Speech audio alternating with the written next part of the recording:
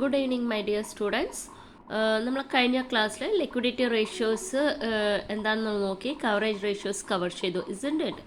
അതിനെ റിലേറ്റ് ചെയ്തിട്ട് ഒരു പ്രോബ്ലം ചെയ്യാം. ക്വസ്റ്റ്യൻ നോക്കുക. പ്രോബ്ലം 3.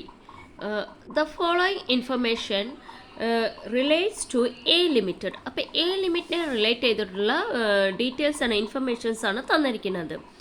ഓക്കെ, അതിൽ ഫസ്റ്റ് വൺ നോക്കുക. Earnings after interest and tax. Earnings after interest and tax പറഞ്ഞു കഴിഞ്ഞാൽ എന്താണ്? ഇൻട്രസ്റ്റും ടാക്സും കഴിഞ്ഞിട്ടുള്ള ഏർണിങ്സ് അല്ലെങ്കിൽ profit, that is net profit. Earnings after interest and tax പറഞ്ഞു കഴിഞ്ഞാൽ എന്താണ്? Net profit. നമ്മൾ ഇത് ചെയ്യുന്ന സമയത്ത് പ്രോഫിറ്റ് ആൻഡ് ലോസ് അക്കൗണ്ട്സ് ചെയ്യുന്ന സമയത്ത് ഏറ്റവും ലാസ്റ്റ് ഒരു പ്രോഫിറ്റ് കിട്ടുന്നില്ലേ, ആ പ്രോഫിറ്റിനെയാണ് earnings after interest and tax എന്ന് പറയുന്നത്. അപ്പോൾ earnings after interest and tax എത്രയാണ്? 10 lakh rupees. ഇനി next one, interest on debentures. Debentures പറഞ്ഞാൽ നമുക്ക് എന്താണ്? ലയബിലിറ്റിയാണ്, ഇസൻറ്റ്? അപ്പോൾ ആ ഡിബഞ്ചേഴ്സിന് നമ്മൾ എന്ത് കൊടുക്കണം? ഇൻട്രസ്റ്റ് കൊടുക്കണം. അപ്പോൾ ഇൻട്രസ്റ്റ് ഓൺ ഡിബഞ്ചേഴ്സ് പറഞ്ഞു കഴിഞ്ഞാൽ നമുക്ക് എന്താണ്? ഒരു എക്സ്പെൻസസ് ആണ്. അത് എത്രയാണ്? 2 lakh rupees. Next one, income tax. Income tax പറഞ്ഞു കഴിഞ്ഞാൽ എന്താണ്? Tax payment. നമുക്ക് എത്രയാണോ ഇൻകം ഉള്ളത് അതിൻ്റെ ബേസിസിൽ നമ്മൾ എന്ത് കൊടുക്കുകയാണ്? ടാക്സ് പേയ്മെൻറ്റ് ചെയ്യണം. സോ ഇൻകം ടാക്സ് പറയുന്നത് എത്രയാണ്? 8 lakh rupees. Now what you want to find out interest coverage ratio ആണ് കാണാൻ പറഞ്ഞിരിക്കുന്നത്. അപ്പോൾ ഇനി ഇൻട്രസ്റ്റ് കവറേജ് റേഷ്യോയുടെ ഫോർമുല എന്ന് പറഞ്ഞു കഴിഞ്ഞാൽ എന്താണ്?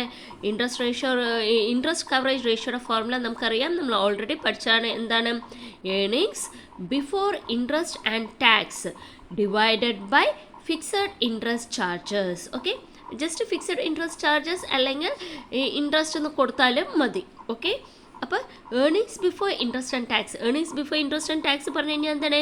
EBIT, EBIT, EBIT divided by fixed interest charges അല്ലെങ്കിൽ ഇൻട്രസ്റ്റ്. അപ്പോൾ earnings before interest and tax divided by interest. ഇതാണ് നമ്മളുടെ എന്തിൻ്റെ ഫോർമുല? ഇൻട്രസ്റ്റ് കവറേജ് റേഷ്യോയുടെ ഫോർമുല, ഇസൻറ്റ് ഇറ്റ്? അപ്പോൾ ഇതിൽ നോക്കുക. അപ്പോൾ ഈ ഇൻട്രസ്റ്റ് കവറേജ് റേഷ്യോയ്ക്ക് നമുക്ക് 2 വേരിയബിളാണ് വേണ്ടത്, എബിറ്റും ഇൻട്രസ്റ്റും. അപ്പോൾ ഇവിടെ ക്വസ്റ്റ്യനിൽ ഇൻട്രസ്റ്റ് ഡയറക്റ്റ്ലി തന്നിട്ടുണ്ട്. എന്താണ്? ഇൻട്രസ്റ്റ് ഓൺ ഡിബഞ്ചേഴ്സ് തന്നിട്ടുണ്ട്, 2 lakh rupees. ഇനി നമുക്ക് നോക്കേണ്ടത് എബിറ്റ് തന്നിട്ടുണ്ടോ? ഇല്ല. Earnings before interest and tax ആണ് നമ്മുടെ ഫോർമുലയിൽ ഉള്ളത്. പക്ഷേ ഇവിടെ ക്വസ്റ്റ്യനിൽ തന്നിരിക്കുന്നത് എന്താണ്? Earnings after interest and tax ആണ്. അപ്പോൾ ഈ ഏർണിങ്സ് ആഫ്റ്റർ ഇൻട്രസ്റ്റ് ആൻഡ് ടാക്സിന് അല്ലെങ്കിൽ നമ്മൾ ഇതിനെ ജസ്റ്റ് എന്താണ് പ്രോഫിറ്റ് ആഫ്റ്റർ ടാക്സ്, പാറ്റ് എന്നും കൂടെ പറയും. ഏർണിങ്സ് ആഫ്റ്റർ ഇൻട്രസ്റ്റ് ആൻഡ് ടാക്സിന് നമ്മൾ എന്താ പറയുക? പാറ്റ് എന്നും കൂടെ പറയും. പ്രോഫിറ്റ് ആഫ്റ്റർ ടാക്സ് അല്ലെങ്കിൽ ഏർണിങ്സ് ആഫ്റ്റർ ടാക്സ് എന്നും കൂടെ പറയാറുണ്ട്. അപ്പോൾ ഇതിന് ഈ ഏർണിങ്സ് ആഫ്റ്റർ ഇൻട്രസ്റ്റ് ആൻഡ് ടാക്സിനെ എന്തായിട്ട് നമുക്ക് കൺവേർട്ട് ചെയ്യണം? Earnings before interest and tax ആയിട്ട് നമുക്ക് എന്ത് ചെയ്യണം? കൺവേർട്ട് ചെയ്യണം. അപ്പോൾ എബിറ്റിനെ നമ്മൾ എന്താക്കി കൺവേർട്ട് ചെയ്യണം? പാറ്റായിട്ട് കൺവേർട്ട് ചെയ്യണം. സോ അത് എങ്ങനെയാണ് നമ്മൾ കൺവേർട്ട് ചെയ്യുക? അപ്പോൾ ഇവിടെ that is EBIT is equal to എങ്ങനെയാണ് കാൽക്കുലേറ്റ് ചെയ്യേണ്ടത്? PAT, that is profit after ടാക്സിൻ്റെ കൂടെ നമ്മൾ റീബാക്ക് എന്താ ആഡ് ചെയ്യണം? ഇൻകം ടാക്സും ഇൻട്രസ്റ്റും നമ്മൾ എന്ത് ചെയ്യണം? റീബാക്ക് ആഡ് ചെയ്യണം അല്ലേ? അപ്പോൾ ഏർണിങ്സ് ബിഫോർ ഇൻട്രസ്റ്റ് ആൻഡ് ടാക്സിൽ നിന്ന് ഇൻട്രസ്റ്റും അതുപോലെ ടാക്സും മൈനസ് ചെയ്യുമ്പോഴാണ് നമുക്ക് എന്ത് കിട്ടുന്നത്? ഏർണിങ്സ് ആഫ്റ്റർ ടാക്സ് കിട്ടുന്നത്. Once again let me tell you, EBIT that is earnings before interest and ടാക്സിൽ നിന്ന് ഇൻട്രസ്റ്റും ടാക്സും മൈനസ് ചെയ്യുമ്പോഴാണ് നമുക്ക് എന്ത് കിട്ടുന്നത്? ഈ earnings after interest or tax അല്ലെങ്കിൽ പാറ്റ് നമുക്ക് കിട്ടുന്നത്. അപ്പോൾ ഇവിടെ പാറ്റിൻ്റെ കൂടെ that is profit after interest and ടാക്സിൻ്റെ കൂടെ റീബാക്ക് നമ്മൾ എന്ത് ആഡ് ചെയ്യണം? Plus income tax, that is income tax ഉണ്ടെങ്കിൽ അത് ആഡ് ചെയ്യണം, പ്ലസ് ഇൻട്രസ്റ്റ്. ഇത് ആഡ് ചെയ്ത് കഴിഞ്ഞാൽ നമുക്ക് എന്ത് കിട്ടി? Interest before interest and tax കിട്ടിക്കഴിഞ്ഞു. ഓക്കെ, അപ്പോൾ നമുക്കിനി എബിറ്റ് എങ്ങനെയാണ് കാൽക്കുലേറ്റ് ചെയ്യേണ്ടത് എന്നുള്ളത് പോവാം. അപ്പോൾ ഇവിടെ earnings after interest and tax വർക്കിങ്സിലേക്ക് പോവുകയാണ്. ഏർണിങ്സ് ബിഫോർ ഇൻട്രസ്റ്റ് ആൻഡ് ടാക്സിൻ്റെ കാൽക്കുലേഷനിലേക്ക് പോവുകയാണ്, വർക്കിങ്സിലേക്ക്. അപ്പോൾ earnings after interest and tax എത്രയാണ് ഇവിടെ തന്നിരിക്കുന്നത്? Earnings after interest and tax 10 lakh rupees. So 10 lakh എഴുതി. പ്ലസ് ഇവിടെ ഞാൻ ഫോർമുല എഴുതിയിട്ടുണ്ട് അല്ലേ, എന്താണ് എബിറ്റ് കാൽക്കുലേറ്റ് ചെയ്യാൻ എന്താണ് പാറ്റ് പ്ലസ് ടാക്സ് പ്ലസ് ഇൻട്രസ്റ്റ്. അപ്പോൾ ഏർണിങ്സ് ആഫ്റ്റർ ടാക്സിനെയാണ് നമ്മൾ എന്തും കൂടെ പറയാറ്, പാറ്റ് എന്നും കൂടെ പറയാറ്, profit after tax.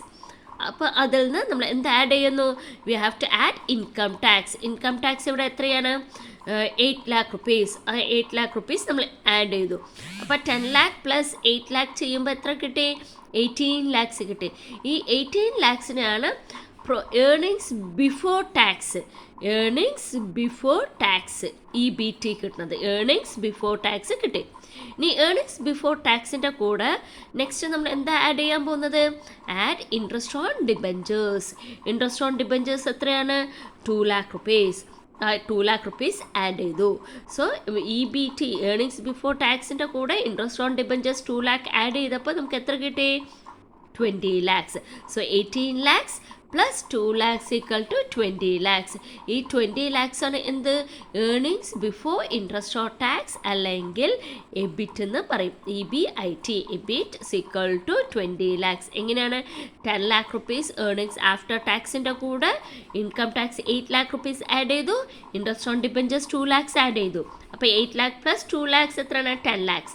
So 10 lakhs plus 10 lakhs എന്ന് പറയുമ്പോൾ 20 lakhs ആണ് എന്ത്, earnings before interest and tax equal to 20 lakhs കിട്ടി. ഓക്കെ, ഇനി നെക്സ്റ്റ് നമ്മൾ എന്താ ചെയ്യേണ്ടത്, ഫോർമുലയിലേക്ക് സബ്സ്റ്റിറ്റ്യൂട്ട് ചെയ്യുക.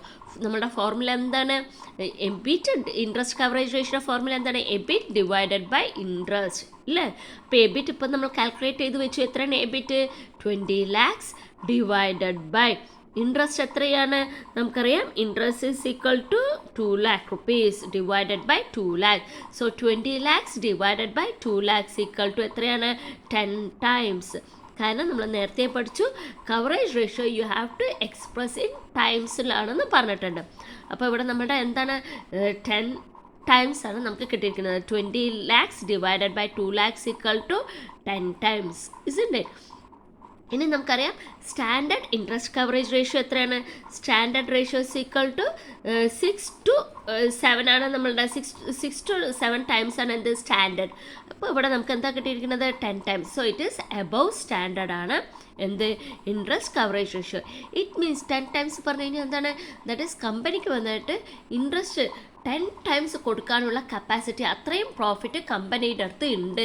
കമ്പനിക്ക് എത്രയാണോ ഇൻട്രസ്റ്റ് ഉള്ളത് ആ ഇൻട്രസ്റ്റ് 10 times പേയ്മെൻറ്റ് റീപേയ്മെൻറ്റ് ചെയ്യാനുള്ള കപ്പാസിറ്റി കമ്പനിക്ക് ഉണ്ട് എന്നാണ് ഇവിടെ ഇൻഡിക്കേറ്റ് ചെയ്യുന്നത്. So it is above standard ആണ്. ഓക്കെ, അപ്പോൾ അബവ് സ്റ്റാൻഡേർഡ് ആയതുകൊണ്ട് തന്നെ കമ്പനിയുടെ that is interest coverage ratio പറയുന്നത് എന്താണ്, സ്ട്രോങ് ആണ്. Is it clear?